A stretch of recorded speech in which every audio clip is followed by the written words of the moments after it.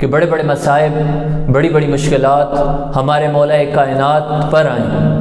یہ امتحان ایسے امتحان تھے، یہ مصیبتیں ایسی مصیبتیں تھیں جو پہاڑوں کو ہلا کر رکھ دیتی، یہ ایسی مصیبتیں تھیں جو بڑے بڑے شاہ سواروں کو میدان سے فرار دے دیتی، یہ ایسی مصیبتیں تھیں اگر مولا کائنات کے علاوہ کوئی اور ہوتا تو شاید ثابت قدم نہ رہ سکتا۔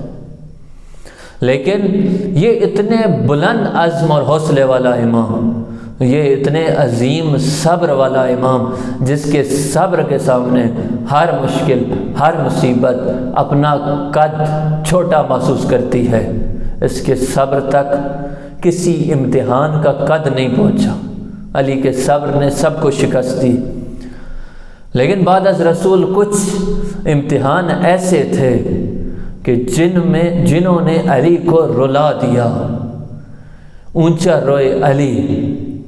پہلا امتحان وہ تھا جب رسول کی بیٹی پر ظلم ہوا اور علی کو حکم تھا صبر کا، اور علی نے صبر کیا، لیکن روتا رہا ابو طالب کا بیٹا، جس کو اس سے پہلے کبھی کسی نے روتے ہوئے نہیں دیکھا تھا۔ جب اپنے بچوں کو منع کر کے گئے کہ میں زہرا کو غسل دینے جا رہا ہوں، تم نے اونچا رونا نہیں ہے، مدینے والوں کو خبر نہ ہو، اچانک حسن و حسین کے کانوں میں اپنے بابا کی چیخ سنائی دی، جو زہرا آقا زادی کے مصائب دیکھ کر برداشت نہ کر سکے۔ اسی طرح جس طرح زہرا کے مصائب دیکھ کر علی برداشت نہیں کر سکے تھے، 19 ماہ رمضان کو جب علی کے سر پر ضرب لگی، شاید کوئی اور جتنا بڑا شاہ سوار بھی ہوتا، مرد بھی ہوتا، پریشان ہو جاتا، گھبرا جاتا، اس کی آہ و بکا شروع ہوتی، لیکن علی نے اپنے رب کا شکر ادا کیا اور اپنی کامیابی کا نعرہ یہ کہتے ہوئے لگایا کہ فزت برب الکعبہ۔ لیکن اس کے بعد ایک منظر ایسا آیا جس میں علی رو پڑے۔ وہ منظر عجیب تھا کہ حسن رو رہے ہیں لیکن علی نہیں روئے۔ حسن مولا کو حوصلہ دیا، حسین رو رہے ہیں لیکن علی حوصلے میں ہیں، اپنے بیٹے حسین کو حوصلہ دیا کہ حسین بیٹا صبر کرو۔ اس کے بعد گھر پہنچے، گھر جب پہنچے تو اب ایک ایسا منظر آیا کہ علی سے اپنا رونا نہ رک سکا، پھر علی نے صبر کا نہیں کہا، اور وہ وقت تھا جب زینب و کلثوم کمرے میں آئیں، اس جگہ آئیں جہاں بابا موجود ہیں، اور زینب و کلثوم نے اونچا اونچا رونا شروع کیا، تو اب علی نے یہاں پر حوصلہ نہیں دیا بلکہ علی بھی زینب و کلثوم کے ساتھ رونے لگ پڑے۔ میرے مولا آپ کیوں رو رہے ہیں؟ آپ صبر کے پہاڑ ہیں۔ آقا زادی زینب تو رو رہی ہوگی، کہہ رہی ہوگی اے کوفہ والو، تم نے میری بابا کے ساتھ میرے بابا کے احسانات کا یہ بدلہ دیا۔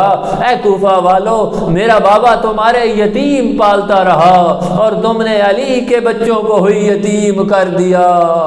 اے کوفہ والو، تم میں سے کون سا ایسا گھر ہے جس پر علی کا احسان نہ ہو؟ اے کوفہ والو، تم نے نامردی کی، تم نے اپنے محسن کش ہو، تم نے اپنے محسن کو قتل کیا، کیا علی کے احسانوں کا یہ بدلہ تھا؟